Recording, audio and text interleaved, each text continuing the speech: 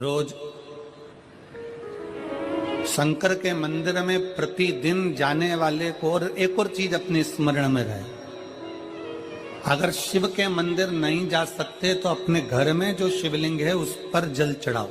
और यदि आप अपने शंकर के घर में शिवलिंग पर भी जल नहीं चढ़ा पा रहे हो तो किसी बेलपत्री का वृक्ष हो, उस वृक्ष के नीचे भी जल चढ़ाओ।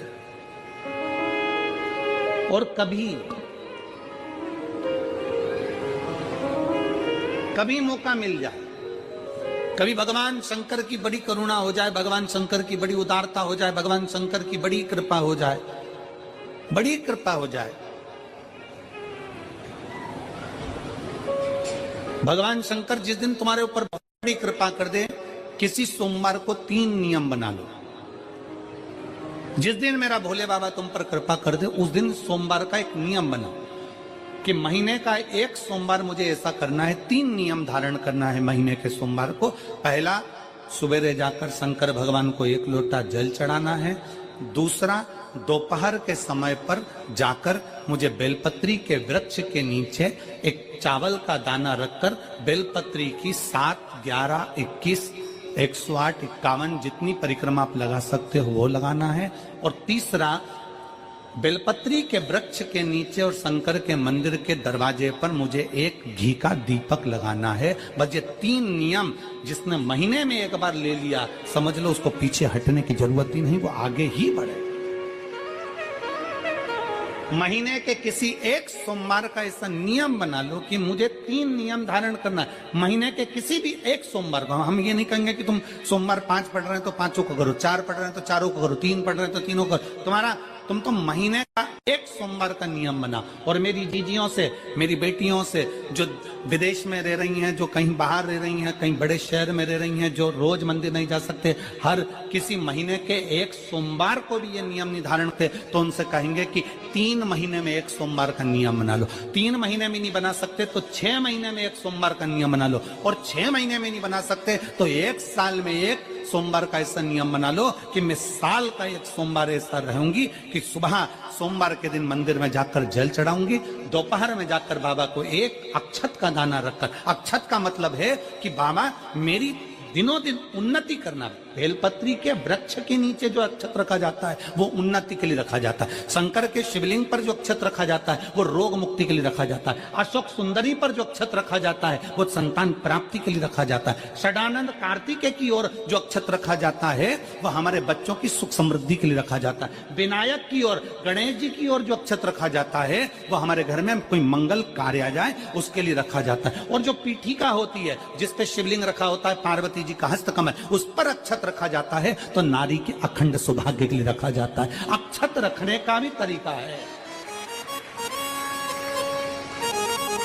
एक चावल का दाना कहाँ रखा जाता है, क्यों रखा जाता है, कैसे रखा। अब कई लोग कहते हैं गुरुजी ये शिव महापुराण में आप ये नियम बताते हो, तरीका बताते हो। हम तो उनसे कहेंगे डॉक्टर के पास जाओगे तो डॉक्टर भी गोली लिखकर ये नहीं कह देगा कि ये सारी गोली एक साथ खा जा।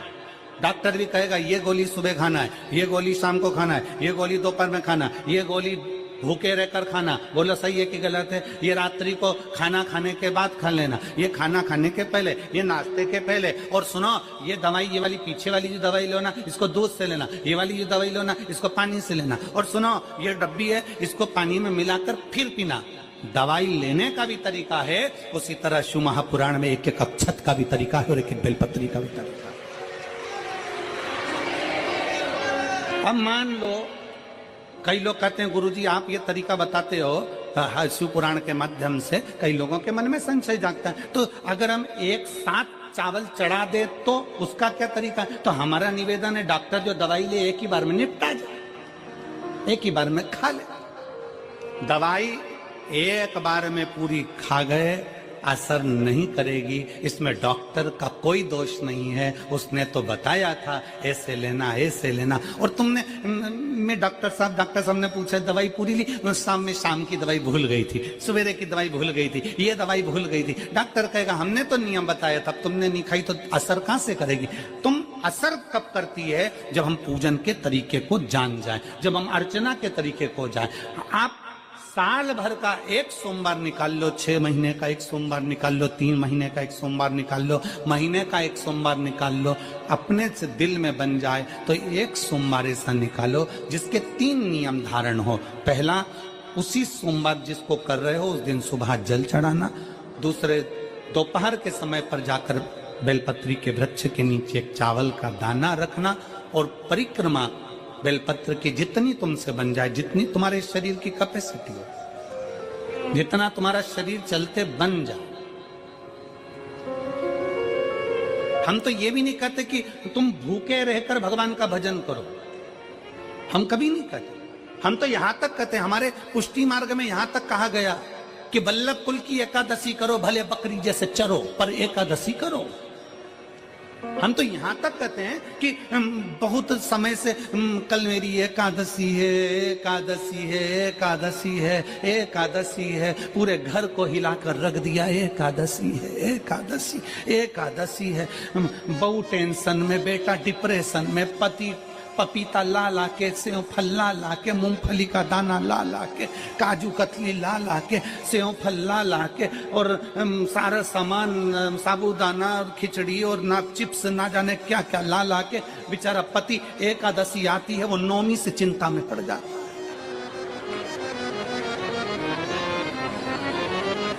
हम तो ये भी नहीं कहते कि तुम व्रत बहुत भारी करो, तुम व्रत उपास भी बहुत बहुत टेंशन वाला करो, ना ना ना।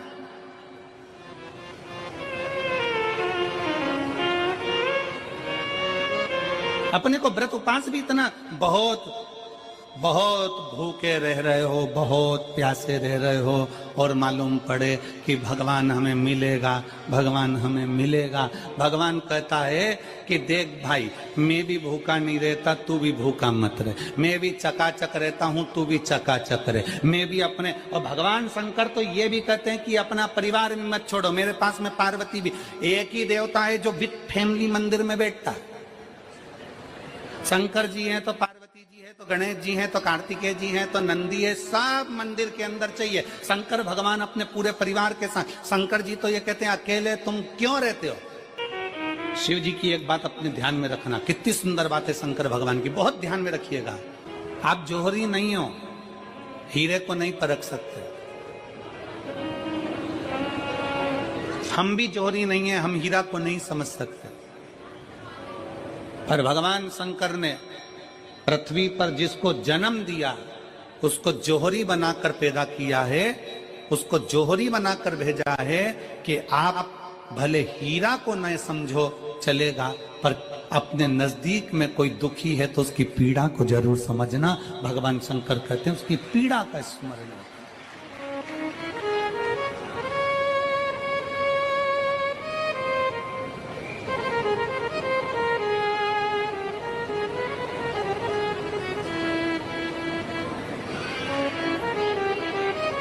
हीरा को समझो ना समझो, पर पीड़ा को जरूर समझिए। किसी के दर्द को जरूर समझिए, किसी के दुख को जरूर समझिए, किसी की तकलीफों को जरूर समझिए। पशुपतिनाथ का व्रत करते हो आप, 16 सोमवार का व्रत करते हो आप, संकट सोमवार का व्रत करते हो आप, शिवरात्रि का व्रत करते हो, सोमवार की अष्टमी का व्रत करते हो। उन व्रतों में सारे व्रत करो, मना नहीं है, पर उस व्रत में अपना पूर्ण समर्पण परमात्मा के प्रति रखो। केवल खाना छोड़ा है, अन्न छोड़ा है, भोजन छोड़ा है, और दिन में सुबह से लेकर शाम तक 2-3 बार तुमने कुछ ना कुछ पाया है, वो व्रत हो सकता है आपकी दृष्टि में, पर हमारी दृष्टि में व्रत कौन सा है। शिव महापुराण की कथा कहती है कि सुबेरे आपका व्रत चालू हुआ, दूसरे दिन ब्रह्म मुहूर्त तक जो आपका व्रत आपने रखा है, भगवान का जो व्रत कर रहे हो, उस व्रत में एक बात अपने अंदर उतार कर रखो कि इस दिन मैं अपने मोबाइल का त्याग करती हूँ, पूरे दिन मैं मैसेज नहीं पढ़ूंगी, मैं देखूंगी नहीं, मैं अपशब्द नहीं कहूंगी, मैं जानूंगी नहीं। दूसरा, आज के दिन मेरा व्रत है, आज 1 महीने में, 15 दिन में, 2 दिन में, 20 दिन में मैंने अगर किसी से भी अपशब्द कहा होगा, आड़ा टेढ़ा कहा होगा, तो सबसे पहले आज व्रत वाले दिन मैं उसको सॉरी कहूंगी, क्षमा मांगूंगी और अपने हृदय से लगाने का प्रयास करूंगी। व्रत है, व्रत का तीसरा अंश, आज मेरा व्रत है, मैं आज के दिन किसी को भी अपशब्द नहीं बोलूंगी, किसी के लिए आड़ा तड़ा नहीं बोलूंगा। आज जितना बन सकेगा मैं सात्विक जीवन जीऊंगा। चौथा, आज मेरा व्रत है, आज के दिन मैं झूठ नहीं बोलूंगी, ना झूठ बोलूंगा सुबह से लेकर शाम तक। और पांचवा, आज व्रत वाला दिन है, जितना फलार मैं करूंगी उसका पैसा जोड़ूंगी कि 15 रुपए का मैंने साबुदाना खाया, 10 रुपए का बटाटा खाया, ये खाया वो खाया, सारा हिसाब लगाकर 55, 60, 70 रुपए जितने होते हैं उसमें से एक अंश निकालकर मैं उसका एक भाग किसी गौशाला में जाकर गाय को चारा जरूर दूंगी। आपका व्रत, आपकी साधना, आपका तप, आपका बल, आप कैसा कर रहे हैं? केवल भूखे रहने पर भगवत पद की प्राप्ति नहीं होती। शिव महापुराण की कथा कहती है कि भूखे रहने से भगवान की प्राप्ति नहीं होती। शिव पुराण की कथा कहती है भगवान को पाने की भूख बढ़ाने से भगवान की प्राप्ति होती है। भीतर से परमात्मा को पाने की भूख बढ़ाइए, भगवान को पाने की भूख बढ़ाओ भीतर से।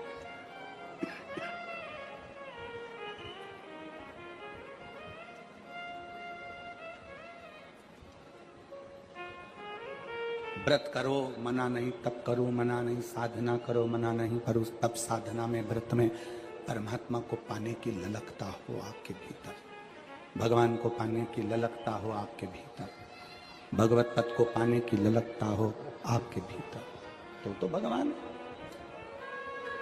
हाँ, पुराण की कथा एक बड़ी सुंदर बात कहती है, व्रत आप करते हो, उपास आप करते हो, नियम आप लेते हो, पूरा किसको करना पड़ता है? तुम्हें नहीं। व्रत आप करते हो, उपास आप करते हो, नियम आप लेते हो और पूरा देवाधिदेव भगवान शंकर करते हो। बस इतना जरूर याद रखें कि जैसे कुछ प्राप्त हो भी गया तो शिव को धन्यवाद देकर शंकर के दरवाजे पर जाते रहना, यह हमारा कर्तव्य है।